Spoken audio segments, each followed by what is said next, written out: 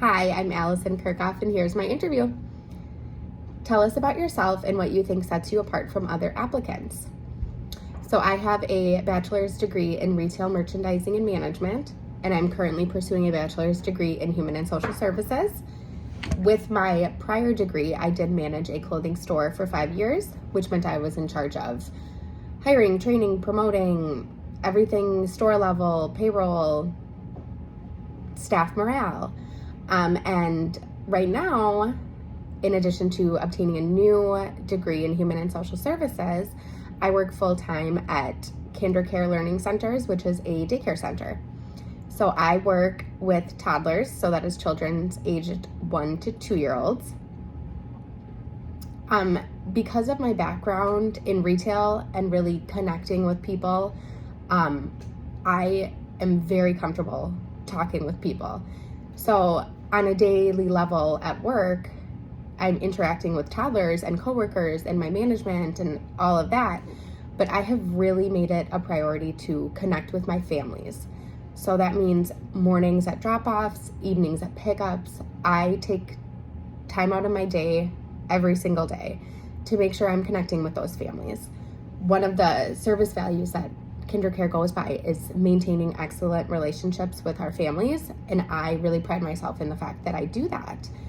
I think that really shows that in my future positions, I am going to make sure I go above and beyond for my clients because I see how important it is to really be connecting with people. Briefly describe your biggest professional weakness. I have a very hard time asking for help and delegating tasks. It is a bad habit of mine that I take everything on myself, and at the time being, I think I can get everything done, and then sometimes closer to the deadline or even halfway through sometimes, I will realize like, wow, I have taken on a lot more than I can handle. And in the past, I have seen that meant that I submit something that wasn't the best work I could have done because I just took on a little bit too much. I am getting better at it though, and I'm realizing that it is not a weakness to ask for help. And it's better to do it before it's too late because then I hand in subpar work. But if, I take on what I can handle, I do ask for help from others, then I'm turning in something that I'm really, really proud of. Tell us about a time where you showed grit in the workplace. So this past summer, my KinderCare Center was up for their NAEYC certification, and NAEYC stands for the National Association for the Education of Young Children.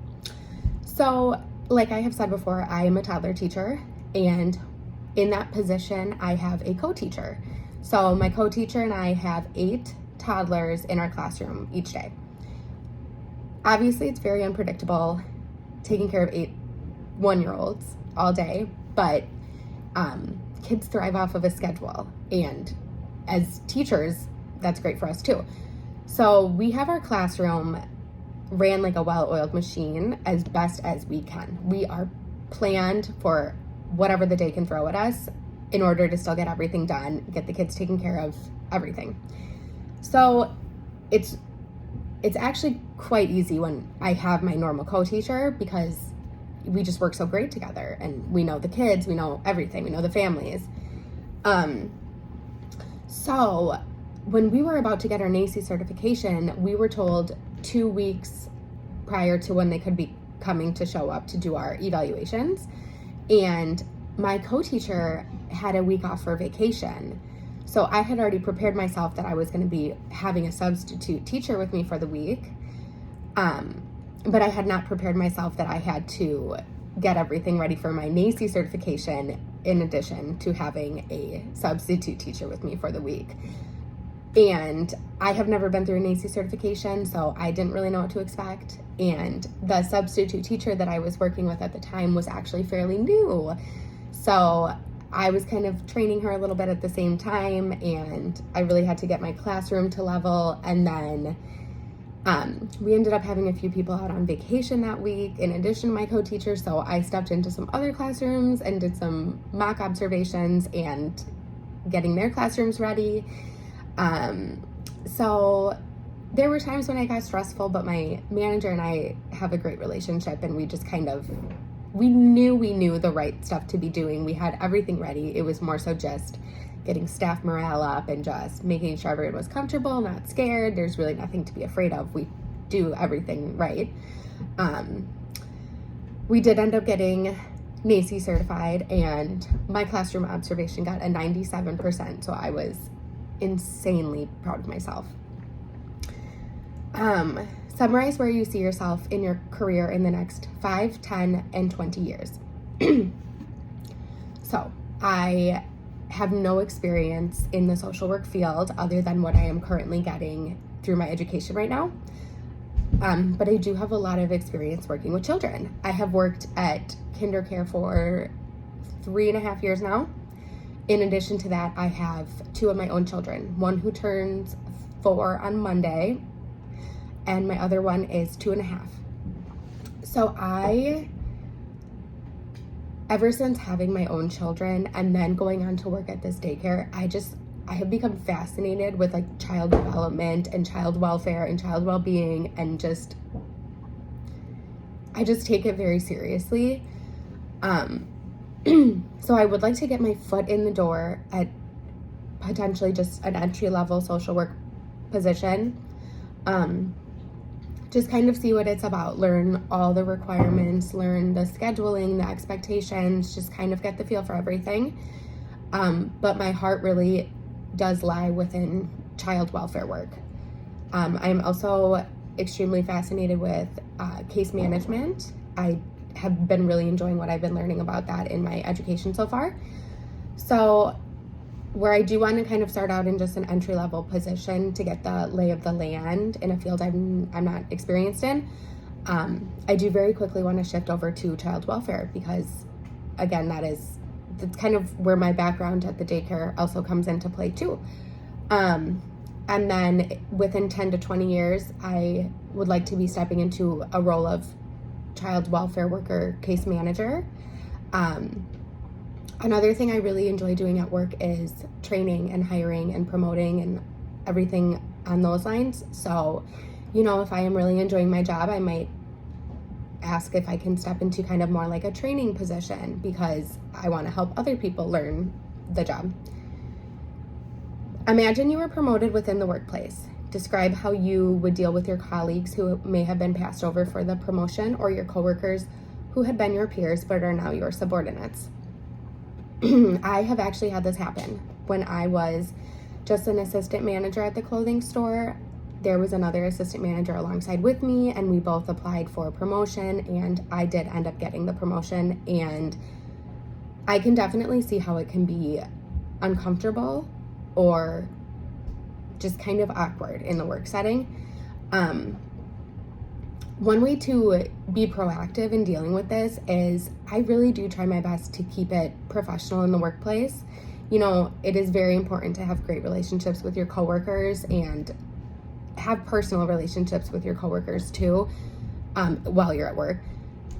But if you keep things professional, then it can be handled professionally if this instance does happen. Another thing that I have learned from this is I understand that sometimes you have to be confidential, but also being open about it, kind of saying, oh, hey, did you see that new position? Like, I think it sounds great for you. I'm also interested in it too. And just being open and honest, so you kind of know, hey, this next step could happen, but we're aware of it. And then another thing that I've learned from this is sometimes to use what you know about your coworkers for your benefit if or when this does happen. So when I became store manager and I knew everything about my now assistant manager because we were coworkers together, I knew her strengths and I knew her weaknesses. So, when I needed somebody to help me with certain things, I could say, hey, this is your strength right here, and I could really use your help here. Could you do that for me? So just kind of, maintaining great relationships, using what you know about your coworkers for their benefit if you do surpass them in a job, and just keeping things as professional as you can. Identify what what kind of person you have difficulty working with. I am a very, very, very organized person. I am a type A personality. I really thrive off of things being organized. I have a very hard time working with somebody that is not organized. Going to look at a cluttered desk and sitting down at a cluttered desk while having a very serious conversation, it is very difficult for me.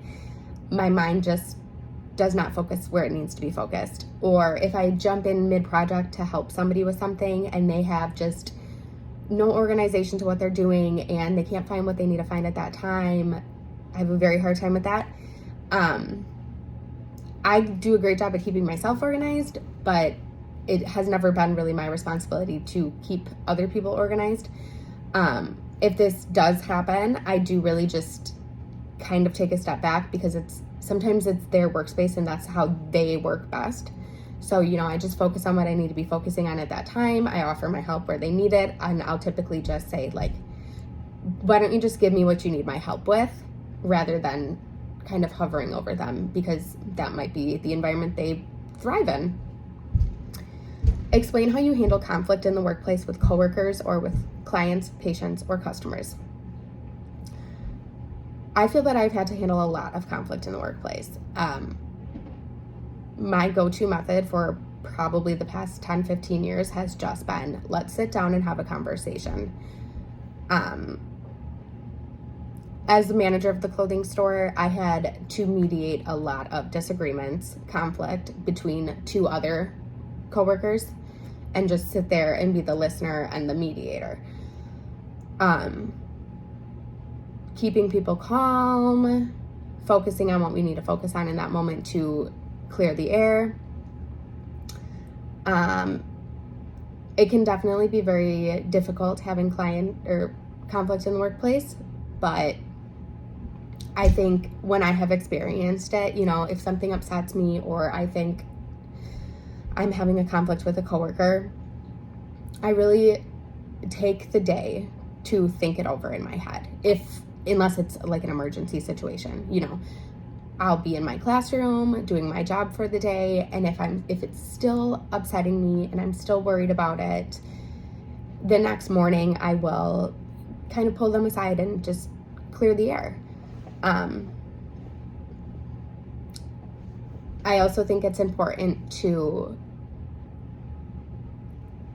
be proud of yourself, obviously, but not have too much pride when you're dealing with these situations, because you never know what could cause conflict or offend somebody else. And it's just best, I've learned to handle these situations delicately, because there's been a lot of times where I necessarily did not think I was causing conflict, and my coworker was just having a bad day, and it wasn't me, she was just upset. So I'll just stay sensitive, go pull them aside. Is everything okay? Did I do something to upset you? Did you want to talk to me about it? Majority of the time it ends up being just, I'm okay. Like, I was just having a really bad day. I also think it's important to involve my manager when it comes to things like these, in case something does escalate or take a turn. And I just think it's good for everybody to know, like, what page we're all on. Conflict with clients, patients, or customers. As a clothing store manager, I had a lot of customer complaints about issues that we couldn't necessarily, they weren't our fault. Like, if we did not have a certain item, a certain product, something like that, we could not accept a return, or they didn't have a receipt, or anything like that. It was great because my store at the time was very, like, customer focused. So 9 times out of 10, there was something I could do to make them be leaving happy still, which is great, because I don't want to make anybody upset. If they don't want that shirt, they don't need to take the shirt. I can take it back, I can refund them. It doesn't really hurt anybody, and it makes the customer happy, which is what was important. And then in my current position, concerns along those lines, I guess would have to go with any parent issues that I have of the children that I look after. I think the biggest thing is just being honest and telling the truth. You know, if the parent is worried that their kid is doing something that's, a lot of times I get families asking me if their kids aren't developing correctly, and they're really worried about it. They're trying to schedule doctor's appointments. They're trying to get speech evaluations. They're worried. They're turning it on. Maybe they're not learning enough in the classroom, any of those things. Just keeping the parents calm and reassuring them has been so important. And just, if I do have a concern with their child, handling it appropriately. And then if I don't have a concern with their child, really just telling them, like, absolutely not, your child is right on track. These things are completely normal. And just making sure that they know that line of communication is open so they're comfortable coming to me again. Detail what motivates and inspires you in the workplace. Results and progress. That is what motivates me. Like I was saying with my NACCE example, seeing that 97% was the happiest day of my work career at KinderCare. I was so excited. Like, I knew I had it in me. I know I was doing the right things, but knowing that they see that too made me feel great about myself. And it made me really know, like, I am doing a great job here. Working with a kid who I'm teaching them how to use a spoon, and then all of a sudden one day they just pick it up and they're using it amazing. I'm so happy. Like, I taught you how to do that. Obviously your parents helped you at home, but like, I was part of it. I just love seeing what I teach these kids happen. It makes me so proud of myself, and I'm proud of them too. Summarize what you like best about your current or most recent job, and why are you leaving that position? Kind of similar with what I just said. I just love knowing that my kids are learning what I'm teaching them. The other thing I like best is when these children are hurt, sad, angry, anything like that, and I'm their comfort person. It just makes me feel great about myself. I've also loved the relationships that I have built with my families. I have made some great kids play dates, and I've just made great relationships with these families because I just love taking care of their kids. Why am I leaving this position? I am ready for the next step. I'm ready for a different environment. I'm ready to step into, I guess you could say, the flip side of my job. I'm ready to help kids in a different way. I'm ready to help families find resources that they need to be better, take better care of their children. I'm just ready for new responsibilities. All right. Thank you.